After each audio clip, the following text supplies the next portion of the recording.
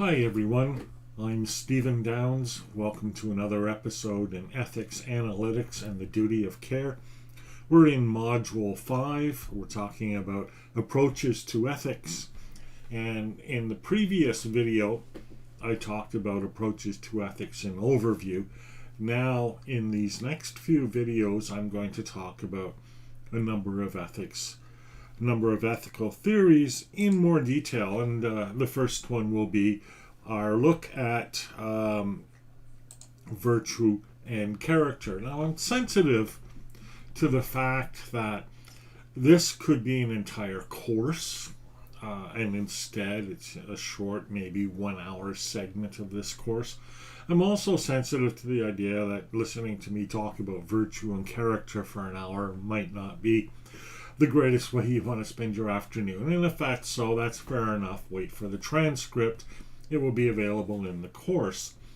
The reason why I'm doing it this way is because I want to combine a bit of the background research, a bit of the preparation for these things, but also a bit of the je ne sais quoi that comes from talking about these things off the top of my head. Because what I'm doing as I assemble this course is I'm not simply pulling together research on various topics. I mean, I am doing that, but I've been working on philosophy and ethics for the last 40 years. So, there's a sense in which I'm pulling together research, but there's a more important sense, I think, in which I'm drawing on my own depth of experience and knowledge, not only of ethics, but of technology and of learning and even of journalism and other aspects of my life to bring together an overarching view.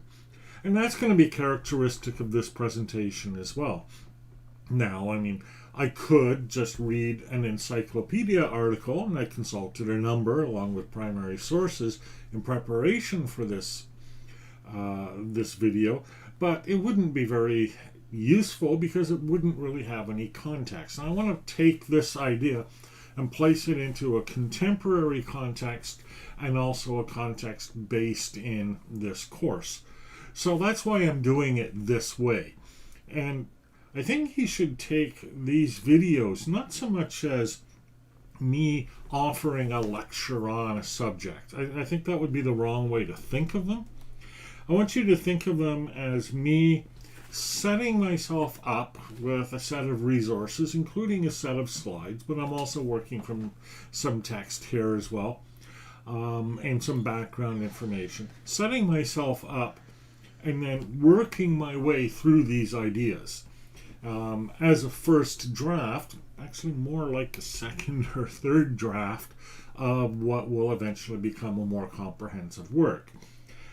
If you view it that way, if you view this really as me thinking about these subjects for myself, rather than me telling you about these subjects so that you can remember them, I think that might be a more productive way of looking at these videos. Okay, I've probably said things, well, I know I've said things sort of like this already in the past, and I may come back to this message in the future, but I think it's a helpful way of understanding what I'm up to here. So, but I'm also trying to make kind of a neat resource too. So, I'm going to try to do the video production values and all of that. But, I'm not National Geographic. I can't pull off the sound and the moving images and I'm working on zero budget. So, what do you expect? Okay.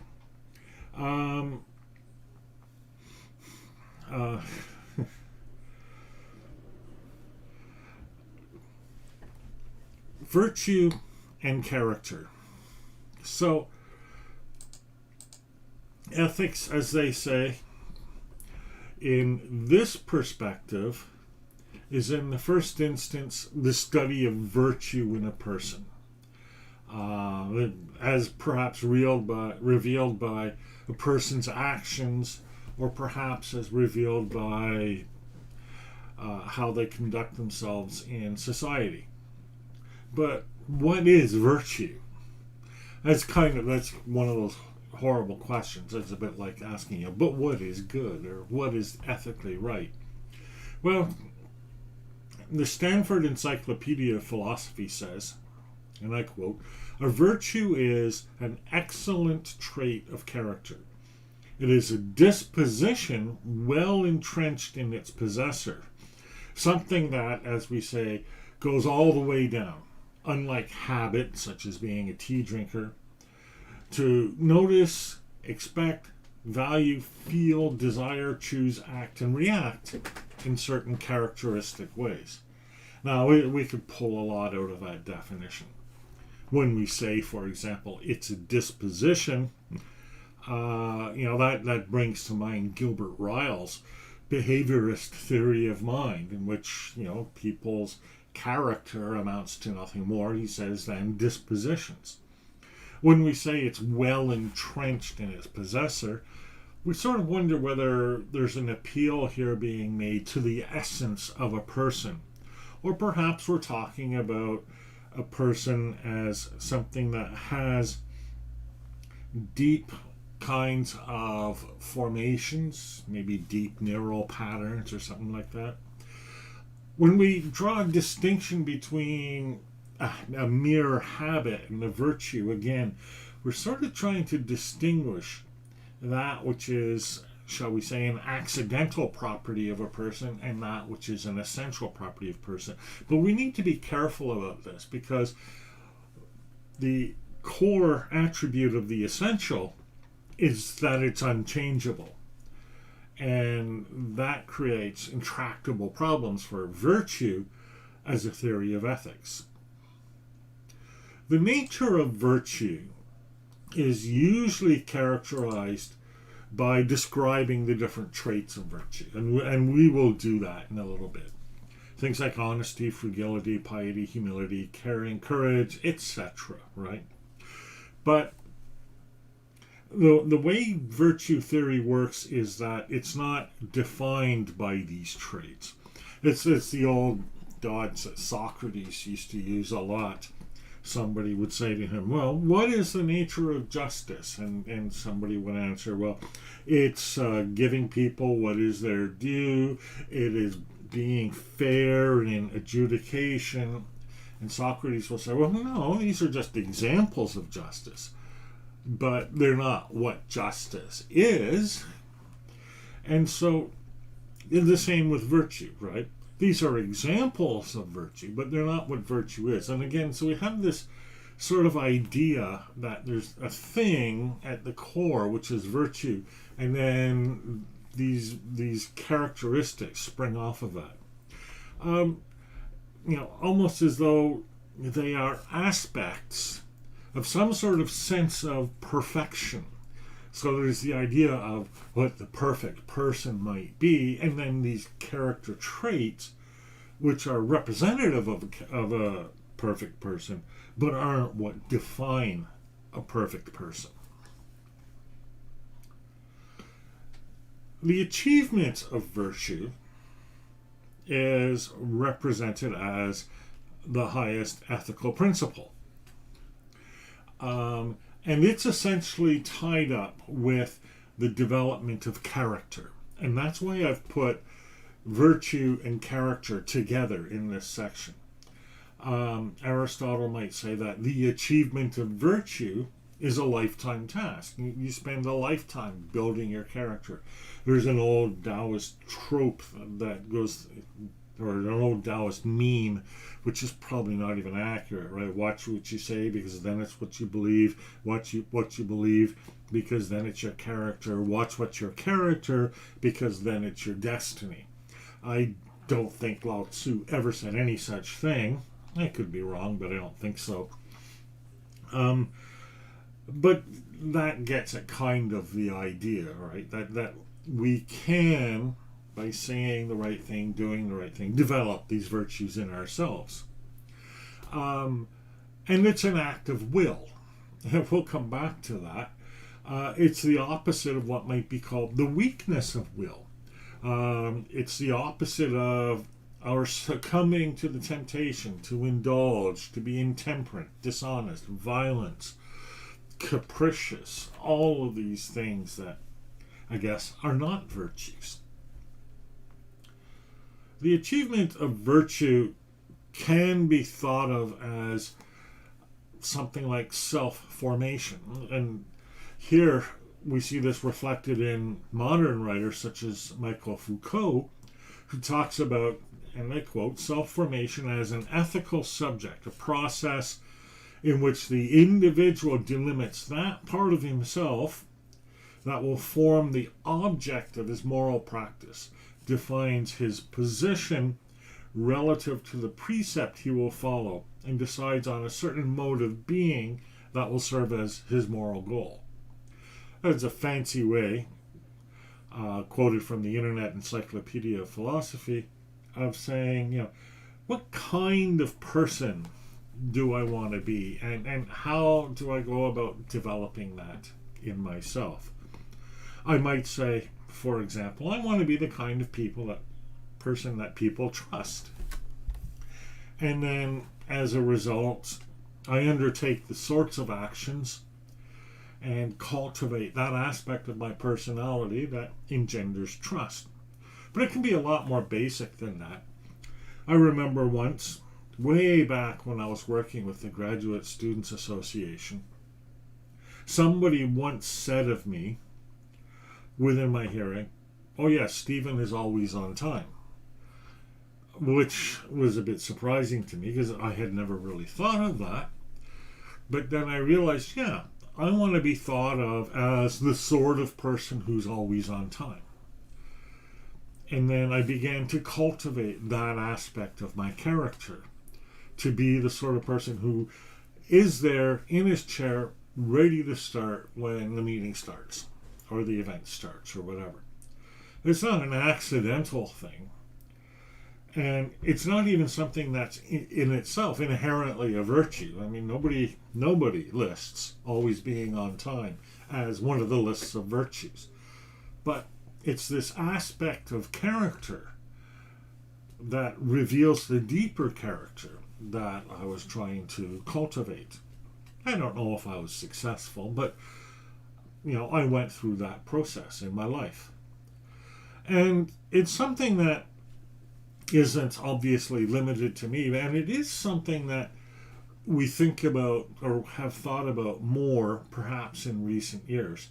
There's a phenomenon of the idea of someone, quote, working on myself. And, in popular culture, we generally think of this as applying to women, but it certainly does not apply exclusively to women.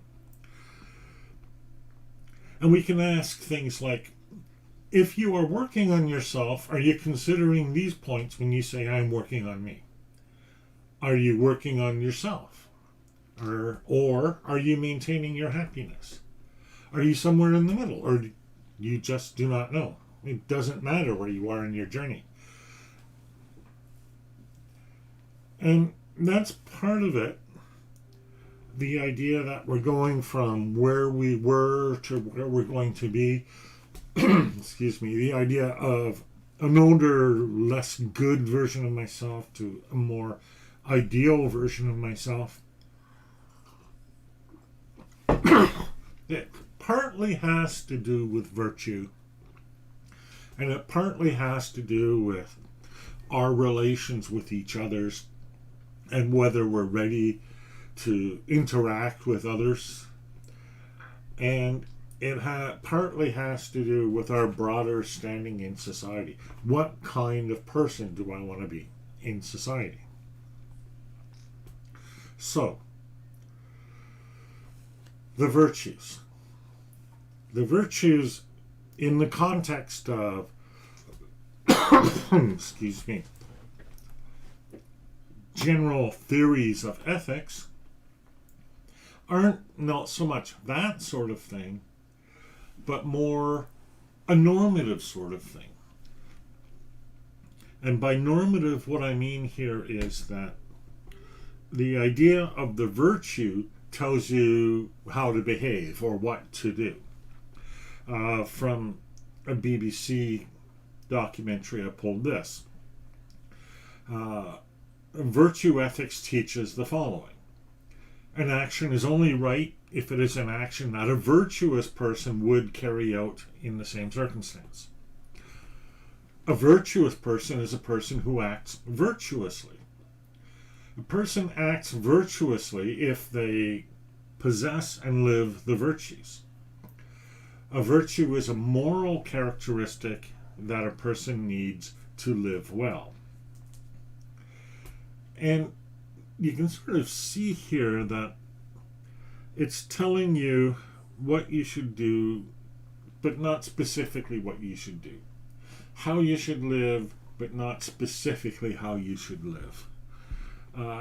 Even what kind of person you should be, but not specifically what kind of person you should be. So it's normative in the sense that it's telling us, what constitutes a right action. But it's vague in the description of what a right action is. And that's also listed as one of the criticisms of virtue ethics, that it's not prescriptive in that way. There's a couple of things here worth noting. And first of all is the characterization of a right action as something that somebody would do in the same circumstances. And so there's an element of counterfactual reasoning here. There's an element of asking yourself, what would be the state in the closest possible world where I am in fact a virtuous person? Or where a virtuous person is standing in my place instead of me. And so that's going to create difficulties. Certainly it creates a need for something like a possible world semantics so we can understand what's happening in possible worlds and then apply it to this world. But we can do that. We have evidence of being able to do that. And there's also this sense in which, being a virtuous person isn't like laying down a set of rules or principles, but rather it's more like recognizing what the right sort of thing is to do. And I have a lot to say about knowledge as recognition in other forms and other formats. And I think that kind of reasoning applies here as well. A virtual person wouldn't follow a principle. They would just recognize or just know what the correct action is here. I've brought in, on the other side of this slide, a discussion of virtue ethics as it applies to research and research ethics. Again, applying virtue ethics as a normative approach, telling people what to do, without being a prescriptive approach. So we have basically a collection of factors. Science as a social practice and ethical principles of research, empirical studies on researchers and their assessments of virtues, other virtues evidence, ethics studies, and one's personal values, bringing this all together to create something like virtuous research. And then these are applied against the values and norms of the Institute of Science and the external or externalized ethical guidelines and principles in research. And so it's almost like we have this, I don't want to say us versus them because that's not how it's supposed to work out, but this internal sense of what a virtuous researcher would do measured up against the framework defined by society and ethics boards as to what constitutes ethical research. And so the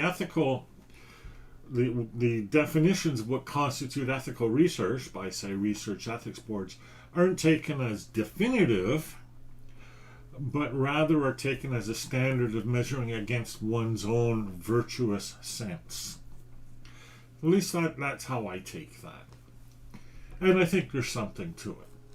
I don't think we've got the whole story here, but I think we've got perhaps part of the story, and I'll refer back to some of this discussion as we get to the later points, later modules of the course. So let's think for a moment then, what are the virtues?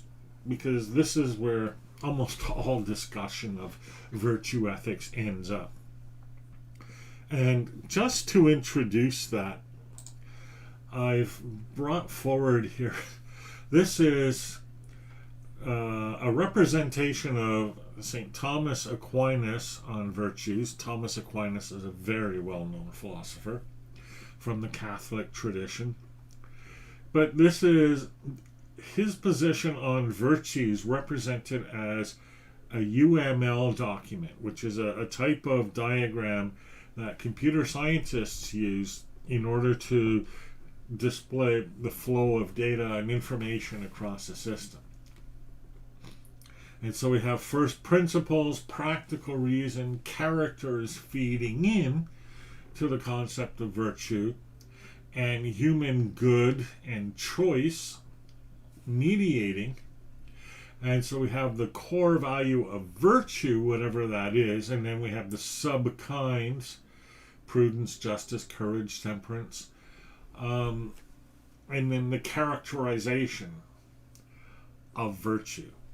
And okay, I kind of get that, but it seems odd for me to think that we can represent Thomas Aquinas with a UML document, with a UML diagram. And there does seem to be something missing in that. Something to think about. So what are the virtues?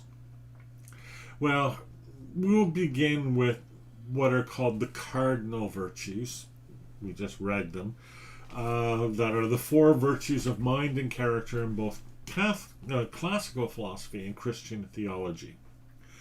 They are prudence, which includes wisdom; justice, which could be thought of as fairness or righteousness; fortitude, which could be thought of as courage or maybe resilience; and temperance, which could be thought of as restraint or the practice of self-control.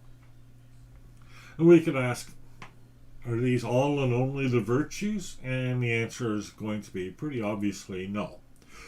These were taken as core, but in the 2,500 years since these were originally devised, there have been numerous variations on the theme. Probably the most well-known are Aristotle's 12 virtues. And here we have the list: bravery, temperance, generosity, truthfulness, wittiness, friendliness, being spirited, conscientious, indignant, benevolent, and industrious. And what I find interesting about this list, not to mention some of the characteristics like wittiness. Again, you wouldn't think being witty as an ethical principle, but there it is. And when you think about it, it's like it's like the theory of being successful as being the sort of person you want to sit down and have a beer with, or something like that. Maybe having a beer with is the wrong example, but I think you get the idea, right? Somebody who's friendly and outgoing is somehow ethically better. So we think. And anyhow, the way Aristotle sets this up, at least in this depiction, is that there's a range. These are characteristics. On the one hand, they might be completely absent, and that's a vice. And on the other hand, we can take them to excess, and that's a vice. And being virtuous here really means finding that happy medium, or the happy mean, somewhere in the middle. So being brave, as opposed to being cowardly, which is the absence or the deficiency, but as opposed to being stupid or rash. It's one thing to be brave. It's another thing to jump off a cliff without a parachute. That's rash. Temperance, similarly. being addicted to alcohol or being addicted to food is too much. It's a deficiency of temperance, if you will. But on the other hand, giving up food, giving up alcohol, taking these things to extreme could also be seen as a vice. This is kind of interesting in the Greek context because there was no shortage of ascetics in the Greek context. People experimenting with different ways of living noble lives, virtuous lives, or just philosophically consistent lives. Another way of looking at all of this is through the lens of Stoicism. And I don't like using the expression through the lens of, but I'll use it here. It's good enough. And Stoicism, again, could be an entire course, right? But basically it can be characterized by the triangle where on the one corner or on the one hand we expressed the highest version of oneself from moment to moment. That's the principle of arete. Be all that you can be. And on the other hand, focusing on what we control and accepting the rest as it happens. And that reminds us of that old phrase, right? Give me the knowledge to... how does that go? I'm trying to remember it. Give me the courage to change what I can change, the knowledge to... or the acceptance to not change what I can't change, and the wisdom to know the difference. Something like that. You know the phrase. And so the third part of Stoicism, and the part that everybody kind of keys in on, is the idea of taking responsibility and recognizing that it's not an external situation that makes us happy or miserable, but rather our interpretation of that situation. Which is fine for the most part, but if your external situation is one in which there is utterly no food to be had, it takes quite a bit of strength of character to be happy nonetheless. So, I mean, the concept of virtue is sometimes to be contrasted with the concept of having ordinary emotions in an ordinary life. These virtues aren't just limited to the Greek and Christian tradition. We find them in other traditions as well. I'll sample a few here. And again, a whole entire course in one slide, right? So, for example, within Confucianism, we could identify the following virtues: benevolence, righteousness, propriety, wisdom, and fidelity. And that last one probably is what's most characteristic of Confucianism, because fidelity means honoring your parents, honoring your forefathers, and to a degree honoring those who you serve or those who are in authority over you. And again, that's a very hand-wavy representation of Confucianism. Taoism has a similar perspective, and as you read the Tao Te Ching, you read constant references to, depending on how it's translated exactly, but the sage is this, or the sage is that. And by the sage, we can mean perhaps the philosopher or perhaps the enlightened ruler. It depends on your perspective, right? And so here I'm quoting from Britannica: Taoist sagehood is internal, although it can be manifest in an external royalty that brings the world back to the way by means of quietism, variously called non-intervention, wu wei, inner cultivation, nie, or art of the heart and mind, Zhi. And Taoism is interesting because the virtue that it describes is, in a sense, a virtue of selflessness, so that you're not striving for wealth, you're not striving for power, but it's also a virtue of effectiveness in that if you live this way, you will acquire wealth, you will acquire power. And it's this sense of self-abnegation. It's not simply doing nothing, but rather doing something so perfectly that there is no trace of yourself in the finished work. It's like a jade carving. You don't want to see the marks made by the carver.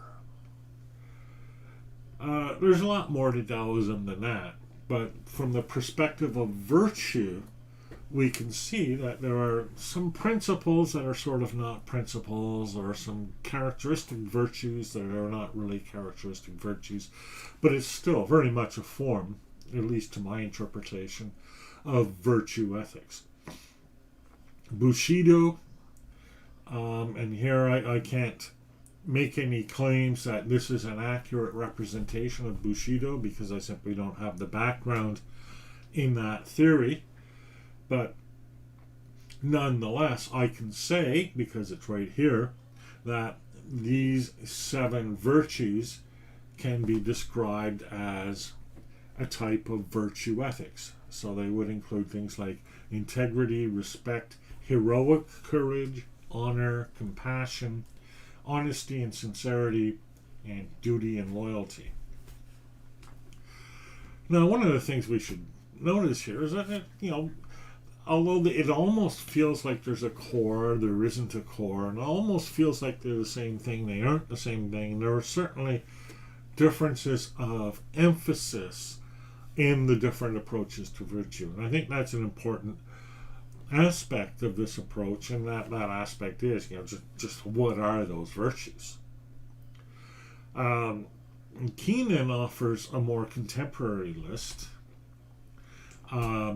Justice, which is not simply fairness, but a requirement to treat everybody equally and impartially, if that's possible.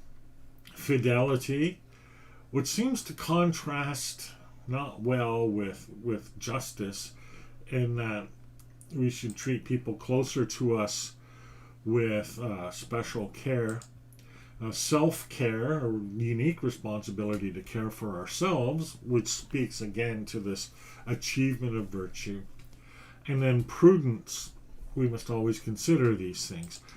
And the way he derives these, he says, as persons, we are relational in 3 ways: generally, specifically, and uniquely. And each of these relational ways of being demands a cardinal virtue, which are justice, fidelity, and self-care.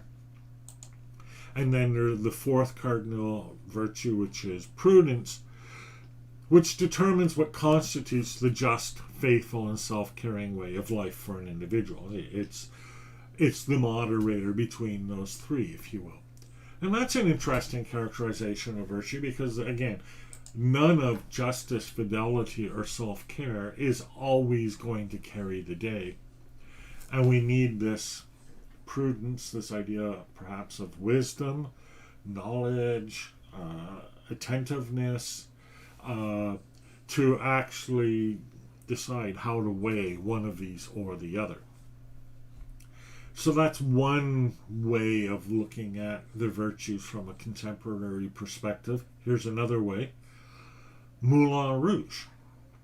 And we don't normally think of a movie starring people like Nicole Kidman to be an example of virtue ethics, but nonetheless, there it is, promoting the virtues of truth, beauty, freedom, and love.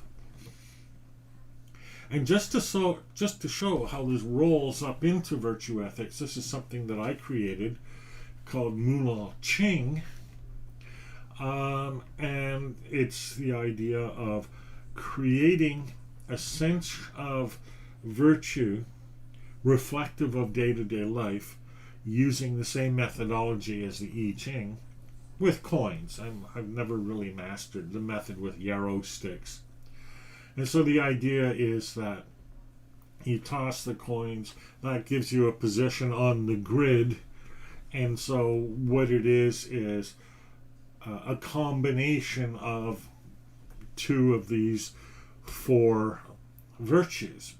So, for example, if you roll 1, 0, and then 0, 1, you get freedom against beauty. And what is that? That's beautiful freedom. Beauty on freedom. Sweet liberty. No responsibilities for a day. And that's an interesting way of looking at virtue as well. But the idea here is that we're seeing how these virtues are instantiated not just in ourselves, but how we see ourselves living from day to day. And that kind of what the Tao Te Ching does as well. It's sometimes represented as, a fortune-telling process, but I don't think it is. I think it's a way of understanding how the different virtues, how the different elements of the world come together to form different ways of seeing the world and your life and other people in ways that might be important to you. So, in contemporary times, and by contemporary times, I mean any time in the last 50 years, I suppose,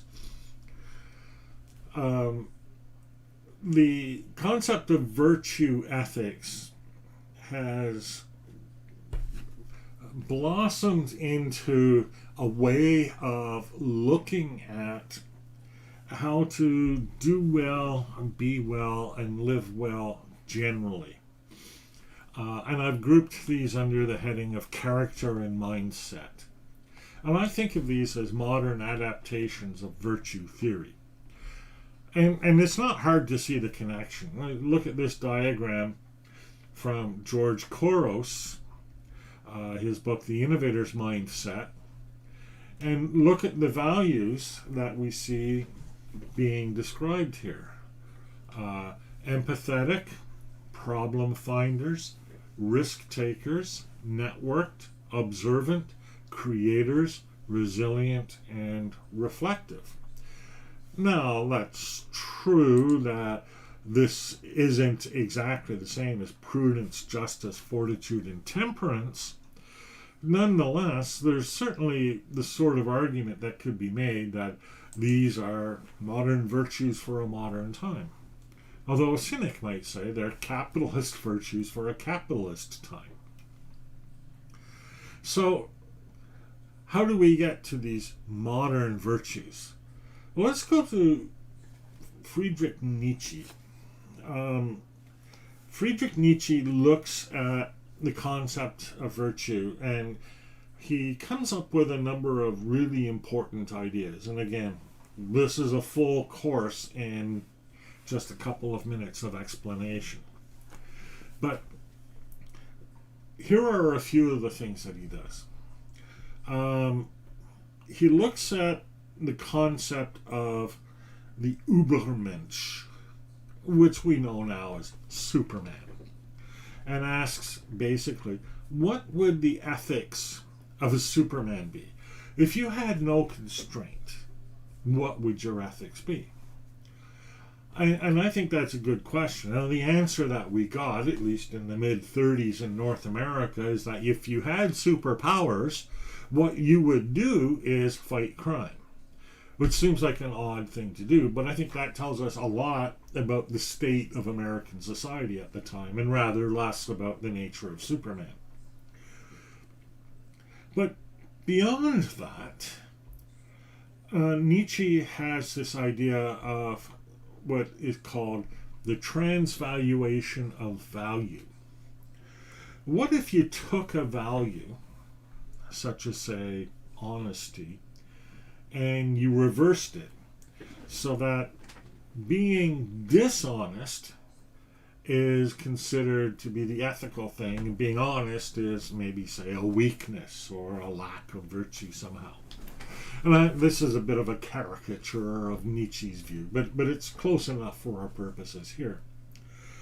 You still have a system of morality, certainly not the one that we have, but one that could be defended pretty much on the same sort of grounds as the ones that we do actually have. And so there's a sense in which we need to understand morality as beyond basic definitions of good and evil. Beyond this 2,500-year-old philosophy of Zarathustra, which depicted the world in these terms of good and evil, right and wrong, and depicted the world as this endless battle between the two. And perhaps see virtue as something else. Now, we can depict it as what the Übermensch would do, or we can say that it has to do with what your values are, what your character is, and what your nature is. Now, you can see how this could lead to some fairly bad results if put into the wrong hands. You can see how, for example, people might say that, a certain class of people that has a certain nature are more ethical than others,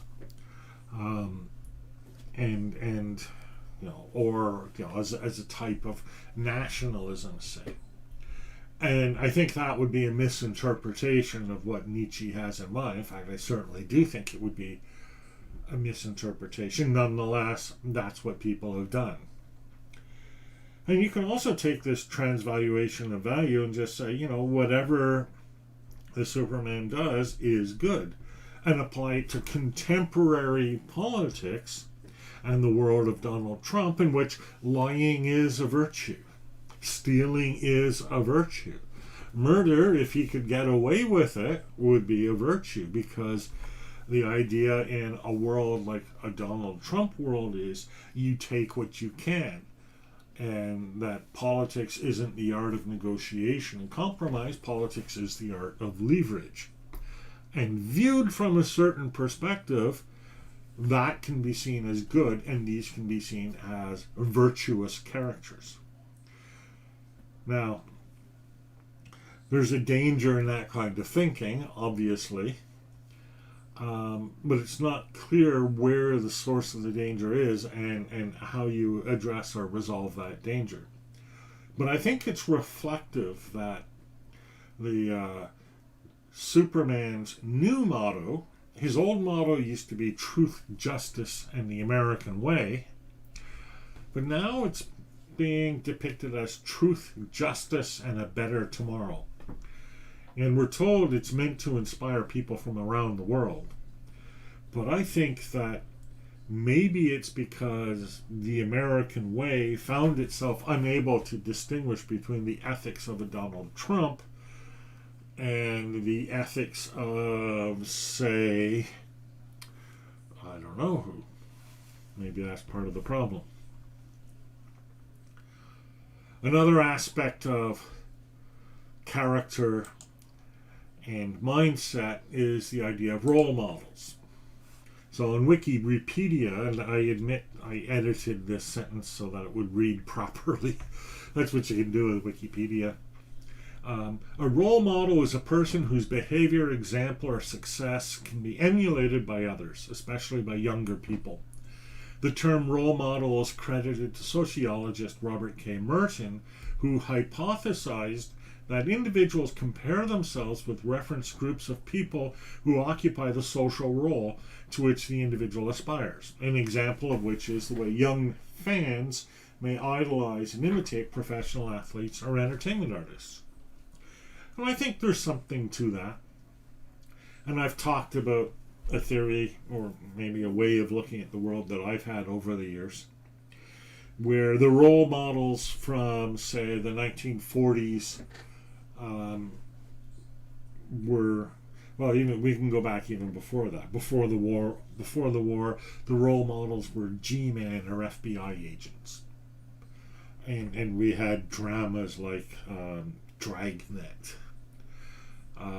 or even our anti-hero characters were people like Philip Marlowe.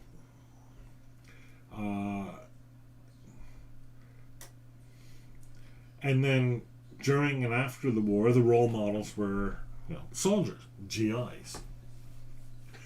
And that held on for a while. And then there was Sputnik, and all of a sudden, all of society did a 180, and role models were people like scientists.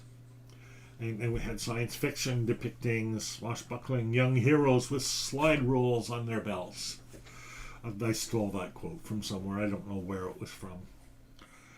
And there was a time, maybe in the 1950s, maybe the 1960s, where the role model was the film star and everybody wanted to be famous. Or in the 60s and the 70s, where the role model was a rock star and everybody wanted to start a band. And in the 90s and into the 2000s, perhaps a more cynical age, the role models were, well, they've always been athletes, well, since the war. Perhaps before the war as well, but also people like businessmen or tycoons. And so you see people like Bill Gates or the founders of Google or Mark Zuckerberg held up as role models. And we can sort of see the problem with that as well. And the idea of a role model isn't copying exactly what they are, but it's kind of a symbiotic relationship between the person who's in the role model role and the person who's using them as a role model. And, it brings to mind the plaintive cry of the kid who says, "Say it ain't so, Joe," when shoeless Joe Jackson is found to be part of the cheating Chicago Black Sox. Or even in more contemporary times, we have Aaron Rodgers, who just a couple of days ago was found to be just out and out lying about whether or not he was vaccinated. And again, it's the fall of the role model. So, but it's a thing, and it very much has to do with virtue ethics, and it's not about whether a person can throw a touchdown or whether a person can found a company or whether a person can land on the moon or whether a person can capture Berlin. It's about the properties, whatever they may be, and they're not always listed, that enable people to accomplish these great things. I have a picture of, and I'll show it to you because it's worth showing, because it's on my wall. Right there, that's Jose Bautista. Now, we'll leave aside the fact that he's 30 or 35 years younger than me. But I have his picture there because it's a good role model. I look, and it's not because I want to be able to hit a baseball into outer space. It's because he emulates virtues that I think are worth following. In hockey, Doug Gilmour is an example of a role model for me. Somebody who shows the heart and grit and willingness to play through pain in order to help the team and achieve success. Now, that doesn't mean I think I should be, show the same sort of heart and grit and willingness to play through pain. I am not going to do anything on a broken leg. It's not going to happen. I don't want to emulate those virtues identically, but the model is something to work from, not as an ideal, but as something to shape the way I see the world. And I think that's how role models kind of work. You can take that to extremes. There are ways of describing different personalities of people, and there have been no end to the personality type quizzes. In education, we have the ongoing discussion of learning styles, and that's neither here nor there. What we do have, though, is this identification of a set of qualities of a person, sometimes thought of as innate or unchangeable, essential in other words, or sometimes thought of as something that you can acquire or develop, or even sometimes just described as preferences, just sort of accidental, the way we ended up in life. But these can be depicted as valuable or not valuable. These can be depicted as virtues. Here we have the DICS personality types, and you can see basically what we've got here are 4 types of person who have 4 sets of virtues that they value. So the one is results-oriented, firm, forceful.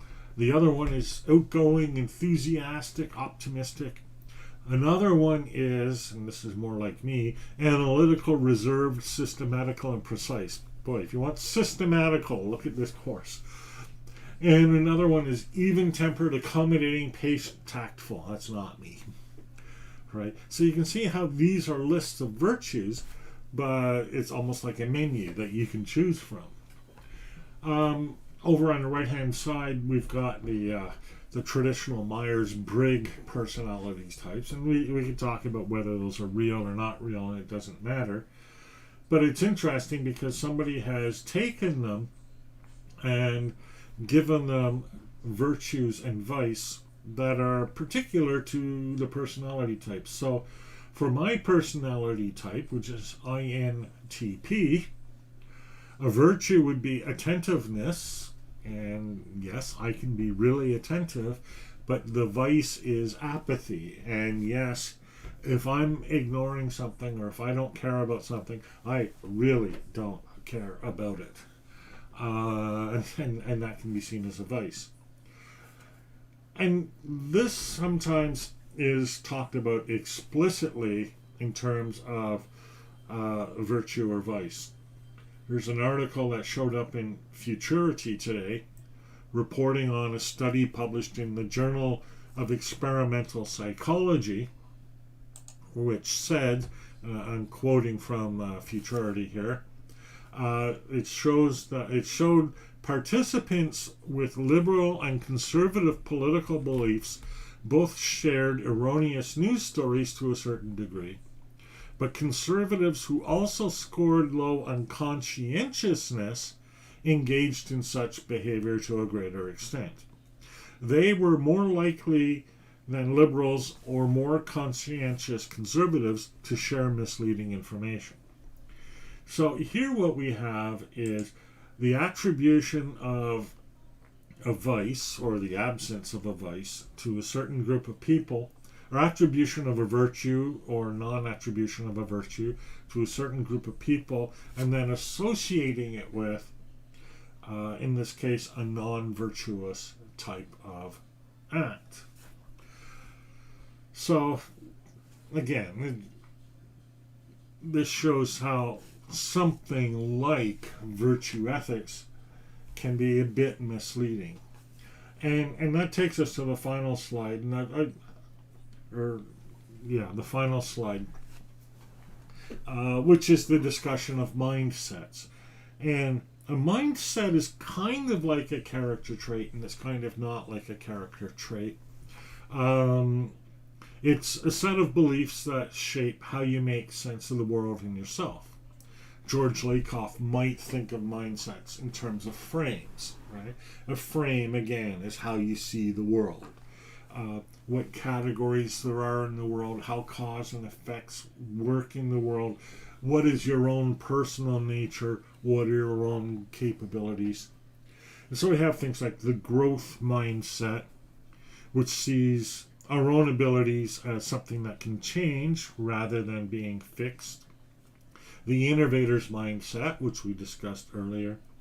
Design mindset, which is represented here in a diagram, where your virtues are that you're built to think, you center your work around your users, you selectively pause feasibility, whatever that means.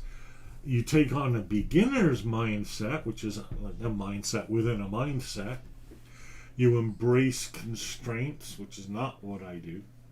I don't work within the box. I smash the box. I deny the existence of the box. Working with interdisciplinary teams, we see that talked about a lot in other kinds of mindsets. And thinking of everything as a prototype, well, that's kind of like the founders or the startup mindset. And so there are all these mindsets, all these accounts of what count as virtuous. And we can think of the literature out there that talks about grit as virtue, resilience as virtue, entrepreneurship as virtue, etc. And I don't have a slide here talking about how virtue ethics can fail, but we can talk about that, and there are a number of ways. First of all, if we think of virtue ethics as a normative theory that tells us what's right and what's wrong, then it needs to take a stance on the deontic status of anything. In other words, it needs to take a stance on whether something is right or wrong.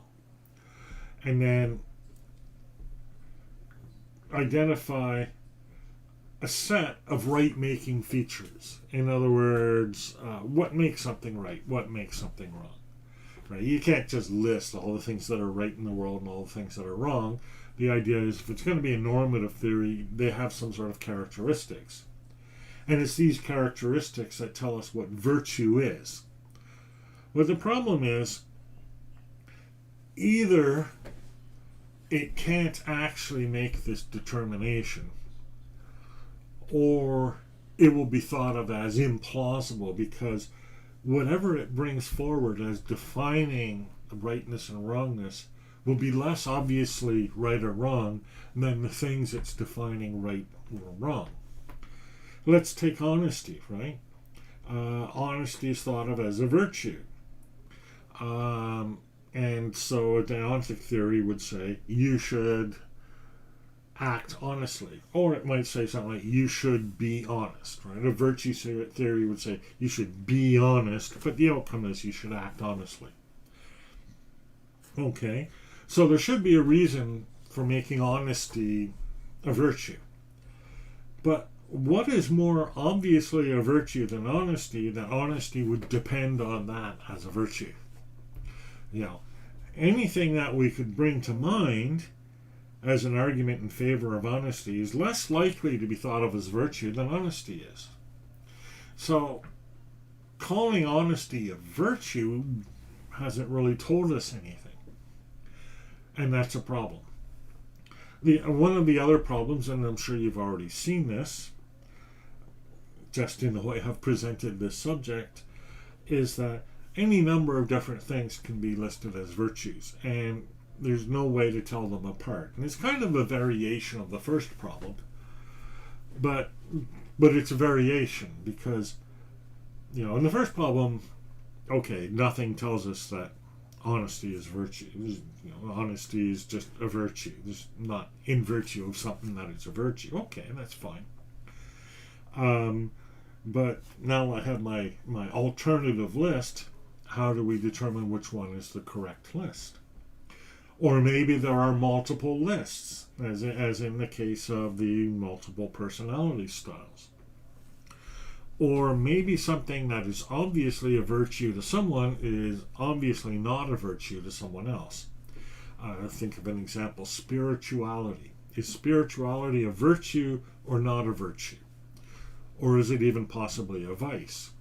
Ask different people and you will get different results. And so that's an issue. And then finally, I mean, I could go on with criticisms, but I'll add this one and we'll end it there. It doesn't really guide us in anything. Okay, I have my set of virtues. I'm honest, let's say. I'm charitable. I'm prudent. I watch out for my own interests, but I watch out for other people's interests. The set of values. And let's say I'm confronted with some issue. Let's take Philippa Foot's trolley problem. Philippa Foot describes it as, you've got a trolley, it's going down a track. If you pull the handle, you save the 5 people it was going to run over, but by putting it on a track, you're going to hit someone else. So what do? Well, the answer is you do whatever a virtuous person would do. Well, what would a virtuous person do? I don't know. And therein lies the problem, right? The only way to know whether or not you would pull that handle is to put a virtuous person in the position of having to pull that handle. The counterfactual is impossible to decide. But if you put a virtuous person in that position, doing that in itself is a very unethical act because you're going to kill someone. It's kind of like the Squid Games of philosophical problems. Someone's going to die. And is it ethical to be one of those people who's going to die? Or to not be one of those people who's going to die? Or to decide which person's going to die and which person's not going to die? All of these come up in the Squid Game. And all of these come up in life. And therein lies the problem with virtue ethics. The most virtuous person in the world still is left without a solution of how to answer the world's ethical problems. And that's why virtue as an ethical principle kind of receded after the Renaissance and the Enlightenment as alternatives came along that would allow us to use our capacities, our faculties of knowledge and reason and experience to make these determinations. And it's interesting that we see a revival in virtue ethics today in the form of mindsets, in the form of personality types, in the form of role models, etc. And it's almost like it's a symptom of a society that's losing faith in the capacity of reason and wisdom and experience to tell us what's right and wrong. And we have to go back to what we were doing before we decided that reason and science would describe the way forward for us. So that's the first of these ethical principles, and I probably should have mentioned in my preliminary to this particular video that I might actually be talking about these longer than I really should, given the overall context of the course, but they're endlessly interesting to me, and I'm going to be constantly going off on diatribes, and it might put me behind in presenting the video material for the course, but I'm not going to worry about that because I'm going to take the effort that it takes in order to talk about each of these ethical issues appropriately. And if I fall behind, I fall behind. I mean, the only person setting the schedule here is me. So, and you know, and it's not like I have a million people following the course. I know that's terrible, right? But again, it's me thinking and trying to decide between different alternatives. Happily, nobody lives or dies depending on my decisions on this. But I hope you enjoyed this discussion, and I hope you found things to agree with in it and disagree with it, and perhaps challenge my interpretations of different approaches and different theories. All of that is fine. It doesn't matter whether the presentation is the most expert, precise presentation in the world.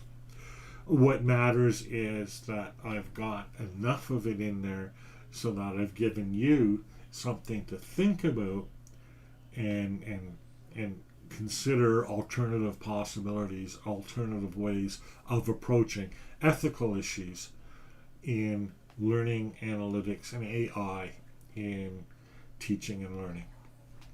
So that's it for this video. Thanks a lot. I'm Stephen Downs, and I'll see you next time.